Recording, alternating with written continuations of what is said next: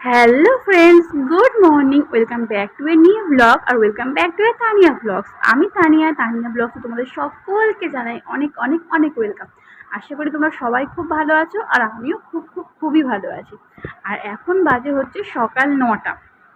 9টার সময় বাপি আজ ভাত খাচ্ছে কেন বলো তো? বাপির একটা ব্লাড টেস্ট হয়েছে, যেহেতু চোখের অপারেশনের একটা ব্যাপার আছে, সেই জন্য সুগার টেস্টটা অবশ্যই সব থেকে জরুরি ব্যাপার। ওই জন্য খালি পেটে একবার নিয়ে গেছে, আবার 9টার মধ্যে খেয়ে নিয়ে 11টার সময় ব্লাড নেবে। ওই জন্য তাড়াহুড়ো করে বাপিকে একটু ডাল সিদ্ধ, আলু সিদ্ধ, ঘি আর একটা মাছ ভাজা করে দিলাম। কারণ আমি জানি একবার যদি বাপি ভাত খেয়ে নেয় দুপুর ওইরকম টাইমে, দুপুরবেলা আর কিচ্ছু খাবে না, সেই বিকালের আগে। তারপরে একটু চপ আনা হয়েছিল, আমরা সবাই মানে আমি, মা, তোমার দাদাভাই 3জনে মিলে চপ দিয়ে একটু মুড়ি খেয়ে নিলাম। আর বলো তো, একজন যখন ঘুমাতে যায়, যখন চোখ জুড়ে আসে, আর একজন যদি চিৎকার করে কেমন লাগে? এই পাখিটা হচ্ছে এইরকম।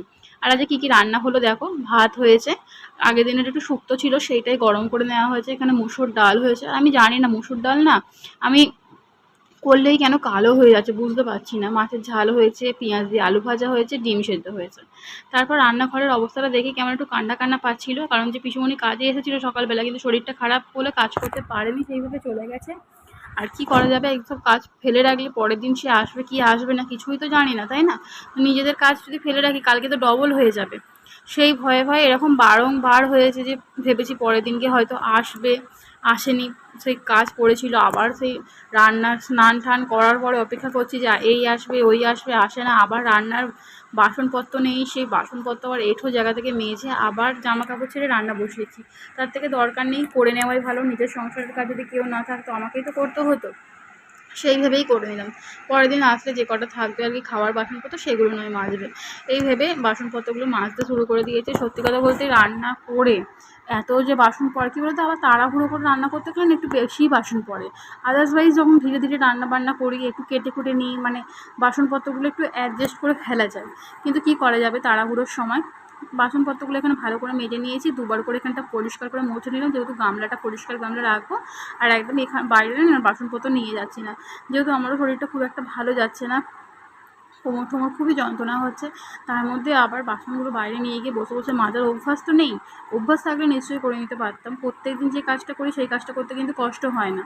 আর কী বলো তো, অভ্যাস নেই বাসন মাজার সেইভাবে, ওই জন্য এখানেই বেশি নেই, আমি বাসনগুলো বেশিরভাগ নিজে নিই। যখন দেখি খুব অনেক হয়ে গেছে তখন ওই পাড়িটা নিয়ে যাই। আর এখানেই ভালো করে বেসিন থেকে একবারে ধুয়ে ধুয়ে ধুয়ে গামলায় দিয়ে দিচ্ছি। বাসনপত্রগুলো ধুয়ে নেওয়ার পরে গ্যাসটাও ভালো করে একদম ক্লিন করে নিয়েছি। গ্যাসটা এইভাবেই আমাদের প্রতিদিন পরিষ্কার পরিচ্ছন্ন করা হয়। তারপর রান্নাঘর পরিষ্কার করে নিজেও ফ্রেশ হয়ে চলে এসেছি খেতে। আর বাকি তো বললাম আর খাবেই না, ওই জন্য আমরা 3জনে মিলে খেয়ে নিলাম। তারপরে ঘরে গিয়ে একটা আম ভালো করে এরকম কি বলবো টিপে টিপে টিপে টিপে নরম করেছি। আর সেইখান এটা যা খেতে লাগছিল, সেই পুরো ম্যাঙ্গো ফ্রুটের মতন। আর ফ্রিজে যেহেতু ছিল ঠান্ডা ঠান্ডা, মনে হচ্ছিল ঠান্ডা ঠান্ডা আমি ম্যাঙ্গো ফ্রুটি খাচ্ছি, পুরো অর্গানিক ম্যাঙ্গো ফ্রুটি, যেটা আমিই তৈরি করেছি। আর তোমরা কে কে এইভাবে আম কোনোদিনও খেয়েছো বলো? এর আগে তো এরকম বাবা একটা পাইপ এনে দিয়েছিলো স্টিলের, ওই ছোটোবেলা ওই স্ট্র দিয়ে সব কিছু আমি এরকম করে খেতাম আর কি। তারপরে ঘুম থেকে উঠে বিকালবেলাটা ঘরটা পরিষ্কার করেছি, বিছানা গুছিয়েছি, ঘরটা ঝাঁট দিয়েছি, দেখো ঘেমে পুরো স্নান করে গেছি। তো চলো ফ্রেশ হয়ে আসি। তো ফ্রেশ হয়ে একেবারে জামা কাপড় পরে নিয়েছি। আর দেখো যাবো একটু হচ্ছে বাজারের দিকে, বেগবির দিকে। তেমনই টুকটাক একটু কাজ আছে, আর একটু হয়তো ফুচকা খাবো এইরকম ভেবে। আর এই যে চলে এসেছি, কাজ টাজ মিটিয়ে এসে একটুখানি তরকারি বসিয়ে দিয়েছি আলুর, কারণ মাছের ঝাল আছে। আর একটুখানি আলুর তরকারি প্রেশারেই বসিয়ে দিলাম। কড়া ঠড়া আর বেশি ফেলছি না। এই হালকা তরকারিটা খেতে আমরা সবাই খুব ভালোবাসি, আর সত্যি কথা বলতে খুব ইজিলি হয়ে যায় বলেই আরও বেশি ভালোবাসি। তো কী কী জিনিসপত্র নিয়ে এলাম চলো তোমাদের একবার দেখিয়ে দিই সেটা। এই টুকটাক দোকান সদা সন্ধ্যেবেলা বাপি নিয়ে এসেছিলো, তারপরে যেগুলো এখানে পাওয়া যায়নি, যেমন বা বেগরি থেকে যেগুলো আনা হয় সেগুলো নিয়ে চলে এলাম। তো সকাল থেকে রাত্রি পর্যন্ত ভিডিওটা দেখার জন্য অসংখ্য ধন্যবাদ। দেখা হচ্ছে পরের কোনো ভিডিওতে। টাটা।